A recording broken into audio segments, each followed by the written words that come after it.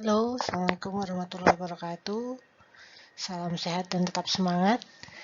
Di video kita kali ini, kita akan membahas tentang demand management dengan beberapa outline. Yang pertama, kita akan melihat video overview tentang demand management. Kemudian ada forecasting, tipe-tipe forecasting, dan juga metode kualitatif maupun kuantitatif untuk melakukan forecasting, dan juga ada contoh case study. Oke, kita mulai dengan overview sebuah video tentang demand management. Mari kita simak Gimana sih bersama. perusahaan bisa menentukan berapa banyak mereka harus memproduksi barang? Biasanya, perusahaan melakukan demand management.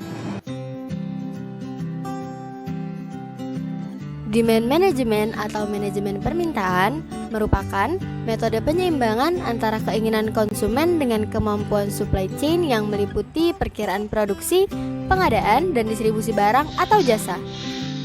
Komponen utama dalam demand management adalah demand forecasting, yang mengacu pada upaya untuk memproyeksikan permintaan di masa depan.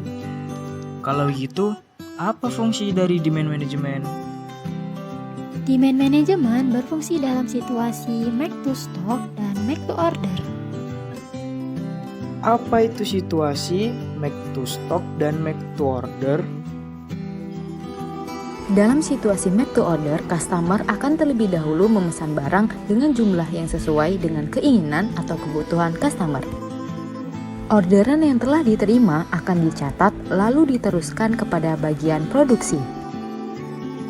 Setelah itu, bagian produksi yang telah menerima informasi pesanan dengan lengkap dan jumlah yang sesuai akan melakukan proses produksi. Dalam situasi make to stock, kegiatan produksi akan tetap dijalankan walaupun belum ada informasi mengenai order yang dikirimkan oleh konsumen. Situasi ini bertujuan untuk membangun inventory guna memastikan rantai pasok tidak terganggu. Dalam situasi make to stock, keputusan mengenai banyaknya jumlah barang yang harus diproduksi diambil berdasarkan hasil penghitungan demand forecasting. Hal ini bertujuan untuk menghindari resiko overstocking. Demand forecasting? Apalagi itu? Bagaimana cara melakukannya? Iya juga. Bagaimana ya demand forecasting itu? Daripada bingung, yuk simak penjelasan setelah ini.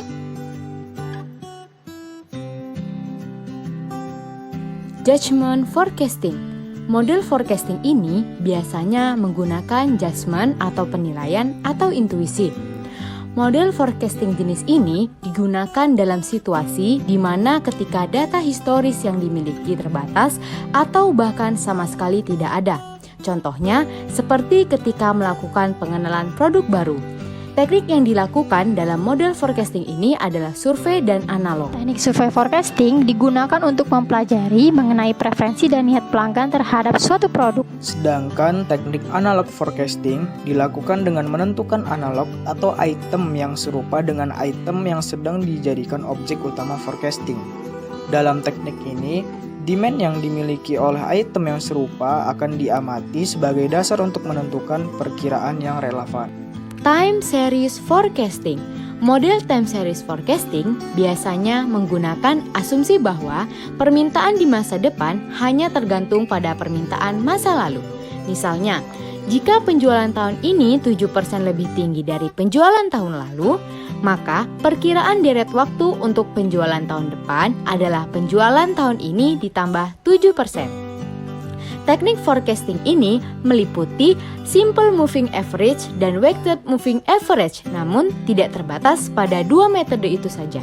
Pada time series forecasting, rumus yang umum digunakan adalah bobot periode N dikali demand aktual periode N dibagi sigma pembobot. Hasil dari penghitungan tersebut biasanya relevan karena data yang dipakai berasal dari penghitungan demand yang telah lalu. Cause and effect forecasting. Model forecasting jenis ini menggunakan asumsi bahwa satu atau lebih faktor terkait dengan permintaan dan hubungan antara sebab akibat dapat digunakan untuk memperkirakan demand di masa depan. Dalam metode ini sangat penting untuk mencari kaitan yang berefek langsung dengan produk yang sedang dijadikan objek. Sebagai contoh, sebab demand susu di pasaran mengalami kenaikan, maka akibat yang ditimbulkan ialah menurunnya harga jual susu di pasaran. Halo Rafif, jadi sekarang sudah tahu kan bagaimana perusahaan menentukan jumlah produksi?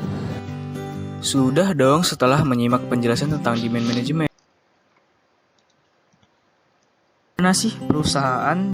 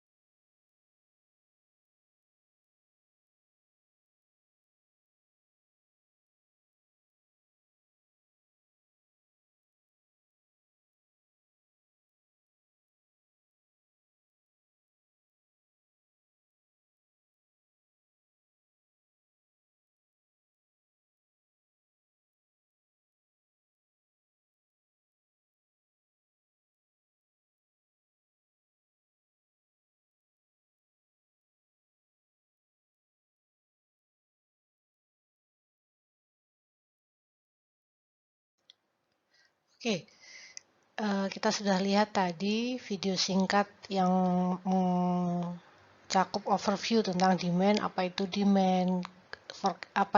demand forecasting, bagaimana kita melakukan demand forecasting, kemudian dalam situasi apa demand management dilakukan, ada suatu make to stock dan make to order. Nah, sekarang kita akan lihat lebih dalam lagi tentang demand forecasting. Yang pertama, kalau kita lihat dari life cycle sebuah produk ya,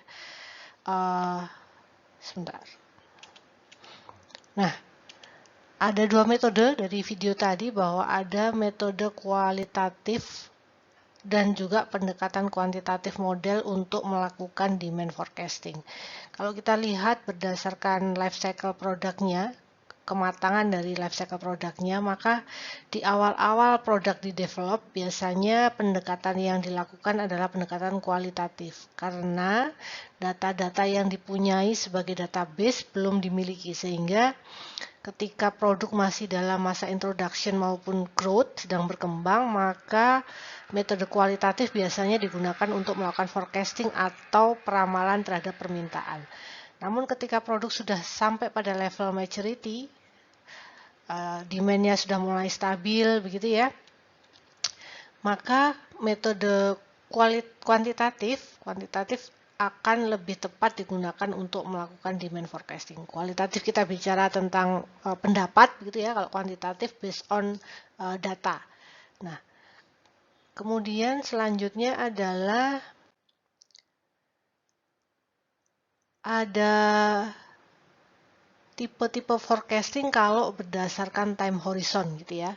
Kalau kita mau melihat data, kita melakukan forecasting dalam jangka pendek misalnya gitu ya, kurang dari 3 bulan, maka metode kuantitatif akan lebih sesuai digunakan. Termasuk juga ketika kita mau melakukan forecasting demand untuk medium range gitu ya, 3-2 tahun ke depan, kira-kira sales kita atau penjualan kita atau demand kita akan seperti apa, maka pendekatan dengan menggunakan kuantitatif method akan lebih sesuai dibandingkan dengan metode kualitatif. Artinya, based on data-data yang kita punya, itu akan lebih merefleksikan apa yang akan terjadi dalam 3 bulan atau sampai dengan 2 tahun ke depan. Nah, berbeda dengan kalau kita mau melakukan forecasting untuk jangka yang lebih panjang, long term. Kalau kita lihat ya, kalau di sini ada lebih dari 2 tahun, maka metode yang akan lebih sesuai adalah metode kualitatif.